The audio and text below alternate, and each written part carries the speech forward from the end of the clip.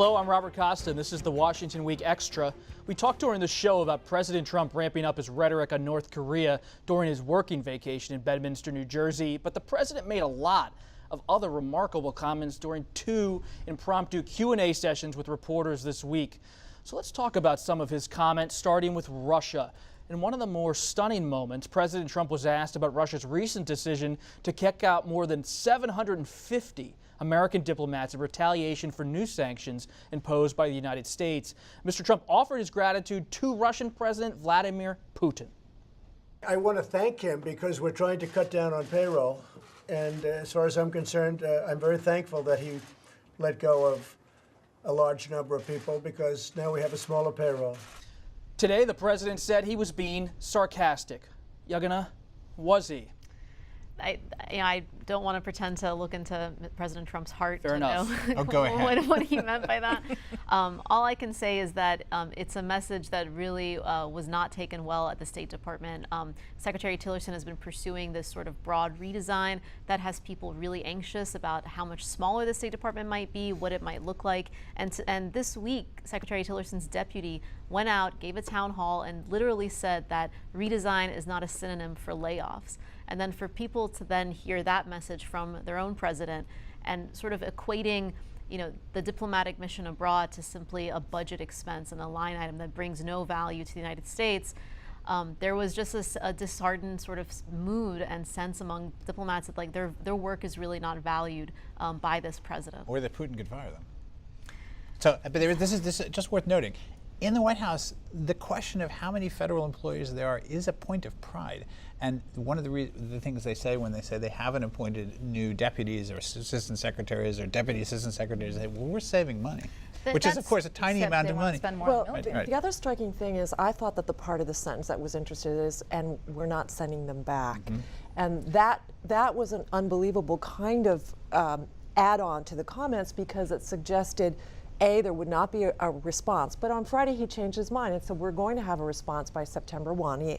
And then, of course, that suggests what is it that we're doing? Because it wasn't just diplomatic, it's intelligence, it's other U.S. government officials. And if we don't want them to return to Russia, what is the president actually saying? Because he never rebukes Vladimir Putin. And this might be obvious, but let's just put it out there that U.S. diplomats abroad also help facilitate U.S. business abroad. And the U.S. still does, despite the sanctions that are on Russia, still does a lot of business with Russia. Those diplomats also process visas. Those visa fees are very expensive. Those are Russians wanting to come to the United States. I mean, it's not simply like they cost this much and therefore that's a burden on the American taxpayer. There is value that the U.S. has historically at least seen in having diplomats posted abroad. There's also a little bit of a battle with his own Republican Congress. Congress put the sanctions right on the president's desk. He was somewhat reluctant to sign it, and now he has to deal with the consequence of that. Let's keep talking about President Trump's comments at Bedminster, New Jersey, because he was also asked about the special counsel investigation into possible Russia collusion being conducted by Robert Mueller. Specifically, he was asked about the pre-dawn FBI raid of the home of his former campaign chairman, Paul Manafort. I thought it was a very, very strong signal or whatever. I know Mr. Manafort, haven't spoken to him in a long time, but I know him. He was with the campaign, as you know, for a very short period of time, relatively short period of time, but I've always known him to be a good man. Michael, was this a real turn for the special counsel to go to Manafort's house? Well, it's interesting on 5 levels. Interesting particularly because the president didn't mention that Manafort wasn't just on the campaign, he was his campaign manager. And he's one of the people who both special counsel Robert Mueller and James Comey, who the FBI director had said earlier that they wanted to talk to about their contacts, not just with Moscow, but with other Russian-linked and Russian intelligence-linked companies and interests all across Eastern Europe. So that's what the raid was about, was banking and tax records of Manafort. The mysterious thing was we all thought that Manafort was cooperating with the investigation. So you would ask, well, if he's cooperating, why do they need to have a pre-dawn raid? I don't want to speculate exactly, but sometimes there are possibly different levels of cooperation. Like, I'm helping you this much, but I'm not going to give you that. So perhaps finally they hit the skids and said, no, we want that and we're going to come get it. I don't know. We'll find out. But what's important is that now we know, we kind of knew this before, but there's more momentum behind it. The special counsel is looking at both President Trump's former campaign manager and his relationship to governments and interests in not just Russia, but the former Soviet Union. We also know that he is looking at former Lieutenant General Michael Flynn, former National Security Advisor, and his relationships with governments overseas, including Turkey, and I'm blanking on the other one, but I'm sure Russia is part of it. And so that probe into what those campaign advisors and, in fact, aides, what contacts they had with foreign interests, I think probably remains a big part of this stage of the investigation. We now have a grand jury, not only for Flynn in Virginia, Alexis, but we also have one in Washington that's been started by Mueller. And it really puts this White House perhaps in a difficult position with all these investigations going on. Does it affect the agenda? Well, does it affect the agenda? Absolutely, but I also think it did get to the president's rhetoric, because the president understood that a grand jury is kind of a force field around the special counsel, and he was asked this week what were his intentions with regard to special counsel, and he said, I'm not firing anybody. And so he was trying to back away from this suggestion that he would move in to do that, and he did that without a whole lot of quibbling, his rhetoric. The agenda is already in some dire stress because of healthcare, and the distractions of the Russia investigations on several fronts don't help. How did we also find out about the June 2016 meeting? It turns out it was Manafort's cooperation, maybe not Jared's, that helped us understand. That's right. Right? That's right. Interesting. So we're learning more, and it is distracting for the president. The investigations continue. And turning to the military, the president surprised many Pentagon leaders when he tweeted about imposing a ban on transgender troops a few weeks ago. Yesterday, he did not walk away from that move. I have great respect for the community. I think I have great support, or I've had great support from that community. I got a lot of votes. But the transgender, the military is working on it now. It's been a very complicated issue for the military. It's been a very confusing issue for the military.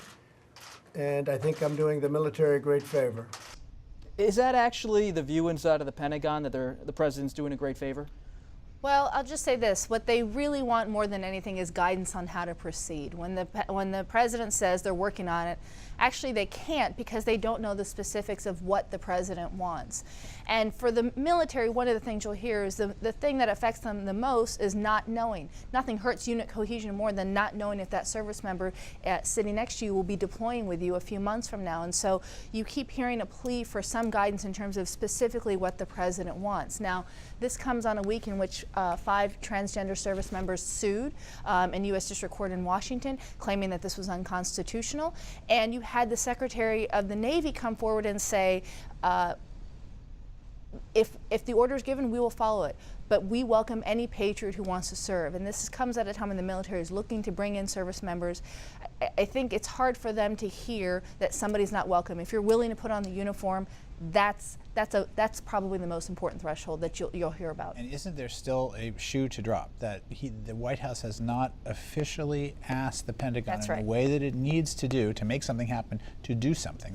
Right. And that still has not happened, and we don't know if it will. Right. He keeps suggesting, but the military doesn't carry out orders on a tweet. A tweet does not a policy That's make. right. That's it right. needs some guidance in terms of what the expectations are. What do you do with currently serving transgender service members? What do you do with medical care? It's interesting, there was a survey that came out today, or a study from the Naval Postgraduate Institute, which found that the cost of removing what they estimate to be 12,800 transgender service members would be 100 times more than the cost of the health care associated with them, which for some people triggered this crisis to begin with.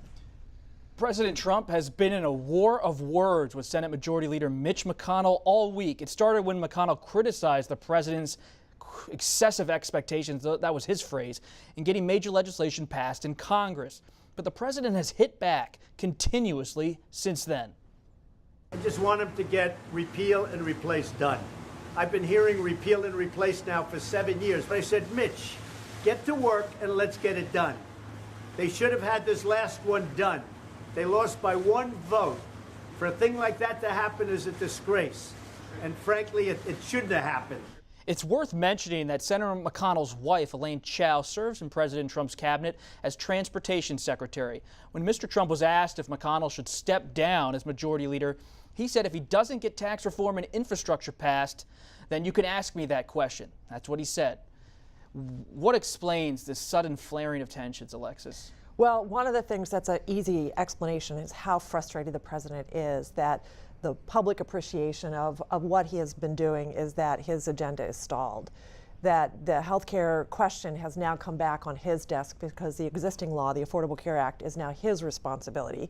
And he's deeply frustrated that he didn't have the control to be able to him, it looked like it would be simple to get it through the Senate if it had already gone through the House.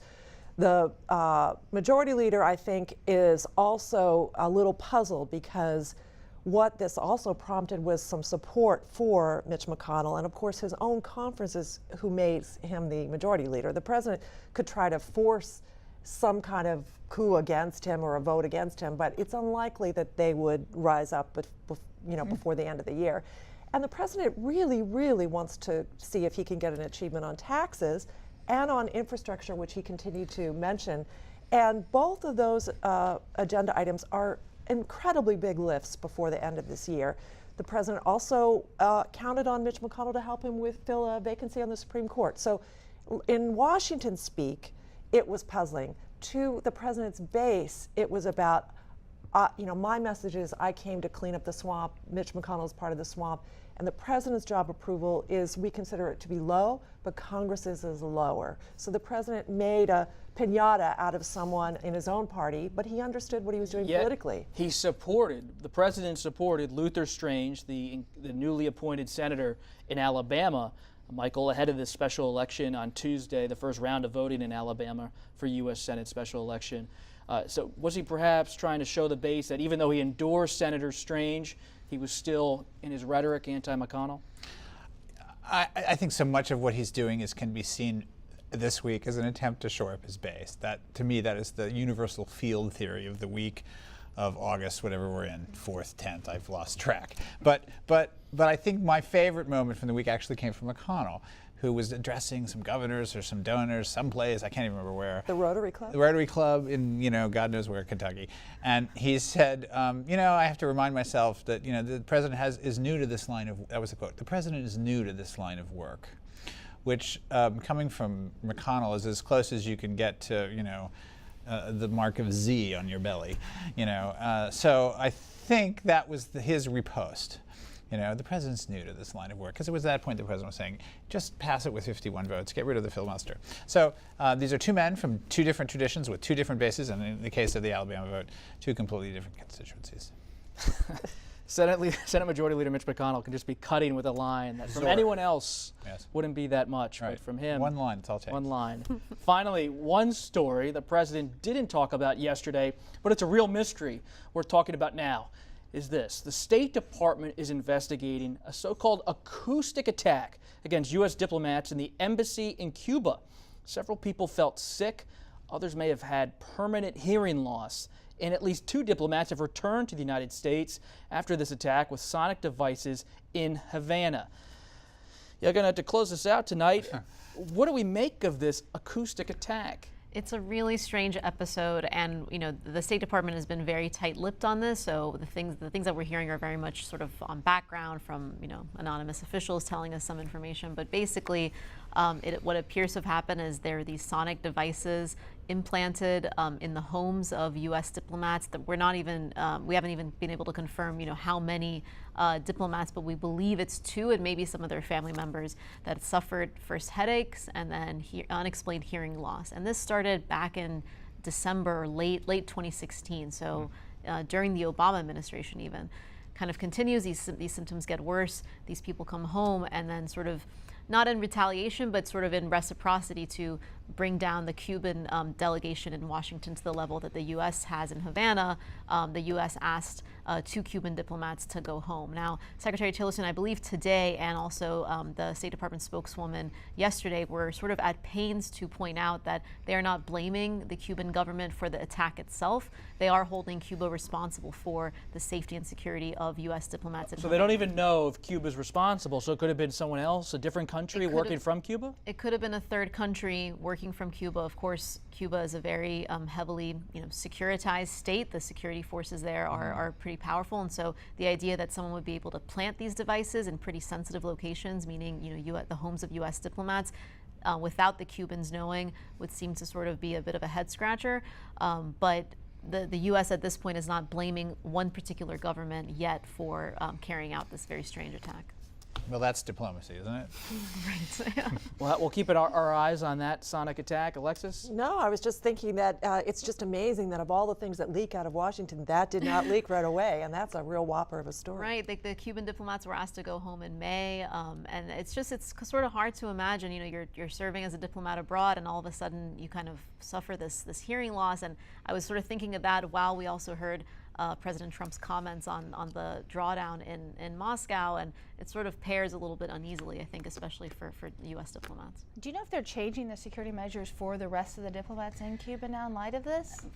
As of right now, the U.S. appears to feel safe in knowing that their diplomats are safe, meaning they don't think that this threat is ongoing. So they must have made some sort of changes. They're investigating it right now, what exactly happened, but they don't believe it's a continuing threat.